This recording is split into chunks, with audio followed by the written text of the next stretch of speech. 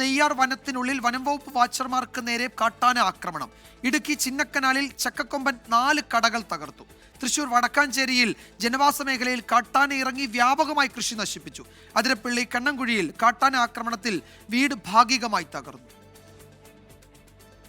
ഇന്ന് പുലർച്ചെയാണ് കൊച്ചി ധനുഷ്കോടി ദേശീയപാതയിൽ പെരിയകനാലിന് സമീപം പുതുപ്പരട്ടിൽ ചക്കക്കൊമ്പൻ കാട്ടാന ഇറങ്ങിയത്.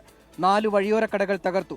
ഏറെ നേരം റോഡിൽ നിലയുറപ്പിച്ച കാട്ടാനയെ RRT എത്തി തുരത്തി. അതിരപ്പള്ളിയിൽ ജനവാസ മേഖലയിൽ ഇറങ്ങിയ കാട്ടാന കണ്ണൻകുടി സ്വദേശി രാജുവിന്റെ വീട് ഭാഗികമായി തകർത്തു. ആക്രമണം നടക്കുമ്പോൾ രാജുവിന്റെ ഭാര്യയും 2 പെൺമക്കളും മാത്രമാണ് വീട്ടിലുണ്ടായിരുന്നത്. കാട്ടിൽ നിന്ന് ചാലക്കുടി പുഴ കടന്നാണ് കാട്ടാന എത്തിയത്. തൃശൂർ വടക്കാഞ്ചേരിയിൽ ഇറങ്ങിയ കാട്ടാന വ്യാപകമായി കൃഷി നശിപ്പിച്ചു. തൃശൂർ വാണിയമ്പാറ, പ്ലാക്കോട്, കച്ചിത്തോട്, കാട്ടാനക്കുട്ടി ചെളിക്കുഴിയിൽ കുടുങ്ങി. ആനയെ കാണാൻ പറ്റുന്നുണ്ട്. തിരുവനന്തപുരം നെയ്യാർ വനത്തിനുള്ളിൽ വനം വകുപ്പ് വാച്ചർമാർക്ക് നേരെയും കാട്ടാന ആക്രമണമുണ്ടായി. ഡ്യൂട്ടി കഴിഞ്ഞെത്തിയ സംഘത്തിന് നേരെയാണ് ആക്രമണമുണ്ടായത്. ആനയെ കണ്ട് ഭയന്നോടിയ കോലിയേക്കോട് സ്വദേശി ബിനുവിന് വീണു പരിക്കേറ്റു.